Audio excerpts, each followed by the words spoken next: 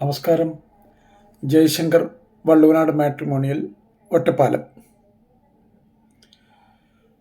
ഇന്ന് പറയാൻ പോകുന്ന പെൺകുട്ടി ശ്രീലക്ഷ്മി നായർ എന്നാണ് ആ കുട്ടിയുടെ പേര്.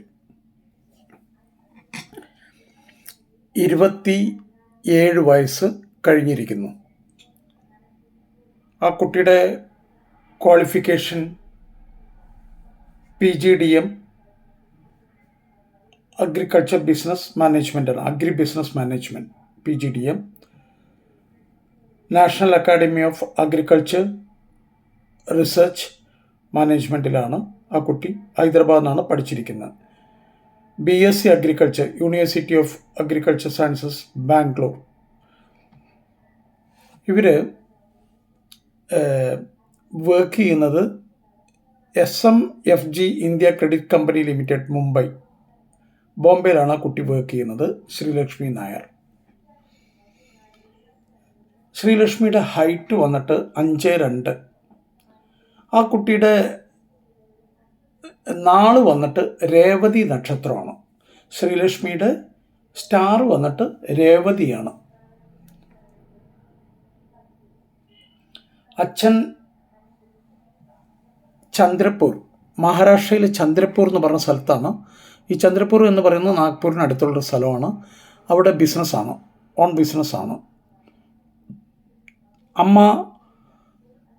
ഹൗസ് വൈഫാണ്. ഇവരെല്ലാവരും സെറ്റിൽ ചെയ്തിരിക്കുന്നത് ചന്ദ്രപൂർ തന്നെയാണ്. അപ്പോൾ ഇത്രയും കാര്യങ്ങളാണ് ശ്രീലക്ഷ്മിയെക്കുറിച്ച് പറയാനുള്ളത്. ഒരു ബ്രദറുണ്ട്, ശ്രീജിത്ത് നായർ. ശ്രീജിത്ത് നായർ MBBS സ്റ്റുഡൻ്റാണ്. അപ്പോൾ ഞാൻ ഒരിക്കൽ കൂടെ ശ്രീലക്ഷ്മി നായരെക്കുറിച്ച് ഞാൻ പറയാം. ശ്രീലക്ഷ്മി നായരുടെ വയസ്സ് 27. ആ കുട്ടി PGDM അഗ്രി ബിസിനസ് മാനേജ്മെൻറ്റ് പഠിച്ചിരിക്കുന്നത്. BSc agriculture, university of agriculture sciences, ബാംഗ്ലൂരിൽ നിന്നാണ് ആ കുട്ടി പാസ്സായിരിക്കുന്നത്.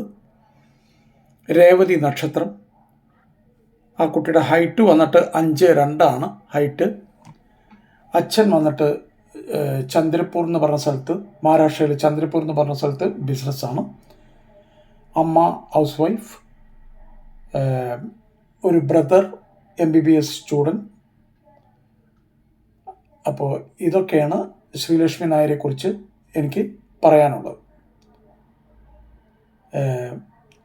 എല്ലാ വീഡിയോകളിലും പറയുന്ന ആ വരികൾ വീണ്ടും ഞാൻ ഒന്നുകൂടെ ആവർത്തിക്കുകയാണ്. ഒരു മാട്രിമോണിയൽ സൈറ്റിൽ ജോയിൻ ചെയ്തതുകൊണ്ടോ രജിസ്റ്റർ ചെയ്തതുകൊണ്ടോ പ്രത്യേകിച്ചൊന്നും സംഭവിക്കാനൊന്നും പോകുന്നില്ല. ആദ്യം കുടുംബത്തിലെ എല്ലാവരും അറിഞ്ഞിരിക്കണം, മകന് അല്ലെങ്കിൽ മകൾക്ക് അല്ലെങ്കിൽ സഹോദരന് അല്ലെങ്കിൽ സഹോദരിക്ക് വിവാഹം നോക്കുന്നുണ്ട് അല്ലെങ്കിൽ നോക്കണം എന്നുള്ളത്.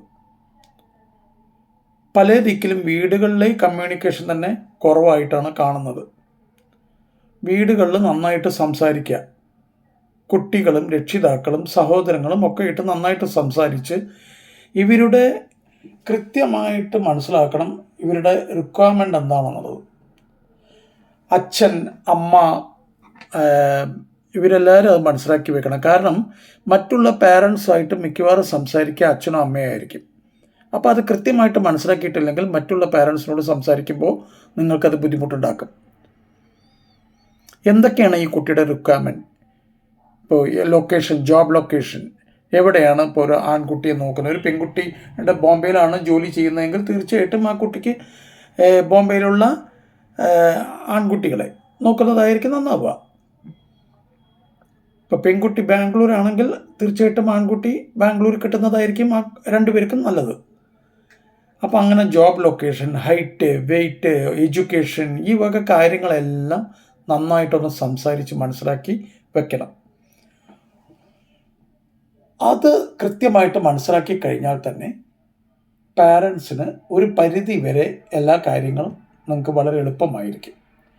രണ്ടാമത്തെ കാര്യം, കേരളത്തിലെ രക്ഷിതാക്കൾ, അതായത് പ്രത്യേകിച്ച് നായർ കമ്മ്യൂണിറ്റി രക്ഷിതാക്കളുടെ ഒരു മേജർ പ്രോബ്ലമായിട്ട് എനിക്ക് തോന്നിയിട്ടുള്ളത് ആവശ്യത്തിൽ കൂടുതൽ ജ്യോതിഷത്തിനെ പറ്റി മനസ്സിലാക്കി വെച്ചിരിക്കുകയാണ്. അതായത് തെറ്റായിട്ടുള്ള മനസ്സിലാക്കലുകളാണ് കൂടുതൽ നടക്കുന്നത്. പല യൂട്യൂബ് ചാനലുകളും ഇതൊക്കെ കണ്ട് ഇത് തന്നെയാണ് ജ്യോതിഷം എന്ന് വിശ്വസിച്ചിരിക്കുന്ന നല്ലൊരു ശതമാനം ആളുകളുണ്ട്. സുഹൃത്തുക്കളെ, നിങ്ങൾ ജ്യോതിഷം പഠിച്ചിട്ടുള്ളവരാണെങ്കിൽ തീർച്ചയായിട്ടും അത് നോക്കാം. പഠിക്കാത്ത ആളുകൾ വെച്ചാൽ ദയവ് ചെയ്ത് കുട്ടികളുടെ വിവാഹം കഴിയുന്നവരേക്ക് ഈ കാര്യങ്ങളെക്കുറിച്ച് കൂടുതൽ സംസാരിക്കാതിരിക്കുക. കാരണം ഇത് നിങ്ങൾക്ക് അറിയില്ല, ഈ സബ്ജക്റ്റ് എന്താണെന്നുള്ളത് നിങ്ങൾക്ക് അറിയില്ല. ഏതെങ്കിലും ഒരു പണിക്കർ അല്ലെങ്കിൽ ഒരു ജ്യോതിഷൻ എന്തെങ്കിലും പറഞ്ഞു എന്ന് പറഞ്ഞിട്ട് അത് കേട്ട് പഠിച്ച് അത് മാത്രം പറഞ്ഞുകൊണ്ടിരിക്കരുത്. ആ ജ്യോതിഷൻ ആ ഒരു സമയത്ത് പറഞ്ഞിട്ടുണ്ടെങ്കിൽ അത് ആ ഒരു സമയത്തെ പ്രൊഫൈലും കാര്യങ്ങളും നോക്കുമ്പോൾ പറഞ്ഞായിരിക്കും. അത് എല്ലാ പ്രൊഫൈലുകൾക്കും ആപ്ലിക്കബിൾ ആയിക്കൊള്ളണമെന്നൊന്നുമില്ല. പലരും കാണാൻ ഒരു ദോഷം, മരദോഷം, 2 ദോഷം എന്നൊക്കെ പറഞ്ഞ് എഴുതുന്ന കാണാം. എല്ലാവരും മനസ്സിലാക്കേണ്ട ഒരു കാര്യം, ഞാനൊരു ജ്യോതിഷാണെങ്കിൽ ഞാൻ നോക്കുന്ന സമയത്ത് എനിക്ക് ഒരു ദോഷം കിട്ടിയിട്ടുണ്ടെങ്കിൽ വേറൊരു ജ്യോതിഷൻ്റെ അടുത്ത് പോയാൽ ചിലപ്പോൾ 2 ദോഷം കിട്ടിയെന്ന് വരും. അത് ഓരോരുത്തരും നോക്കുന്നതിൻ്റെ ആ ഗ്രാവിറ്റി പോലെ ഇരിക്കും. എത്ര ഭംഗിയായിട്ട് നോക്കാൻ കഴിയുന്നു അതിനനുസരിച്ചിട്ടായിരിക്കും ഇതൊക്കെ. അപ്പോൾ വളരെ ശ്രദ്ധിച്ച് മനസ്സിലാക്കണം. കഴിയാവുന്നത്ര നിങ്ങളത് നോക്കാതിരിക്കുക. നിങ്ങൾ സ്വന്തം അഭിപ്രായങ്ങൾ പറയാതിരിക്കുക. ജ്യോതിഷനെ കൊണ്ട് തന്നെ നോക്കിപ്പിക്കുക. എന്നാൽ ഒരു പരിധി വരെ നമുക്ക് ഈ കടമ്പകളൊക്കെ ഒന്ന് കടന്ന് വിവാഹം ഉദ്ദേശിച്ച സമയത്ത് തന്നെ മംഗളകരമായിട്ട് നടത്തുവാൻ സാധിക്കും. ഈ വിഷയത്തിലൊക്കെ എന്തെങ്കിലും സംശയങ്ങൾ ആർക്കെങ്കിലും ഉണ്ടെങ്കിൽ തീർച്ചയായിട്ടും എന്നെ കോൺടാക്ട് ചെയ്യാം. എനിക്കറിയാവുന്ന കാര്യങ്ങൾ ഞാൻ തീർച്ചയായിട്ടും, അല്ലെങ്കിൽ ഇവിടെ വരുന്ന പല കേസുകളുടെയും ഇതൊക്കെ എനിക്കൊരു എക്സ്പീരിയൻസാണ്. അപ്പോൾ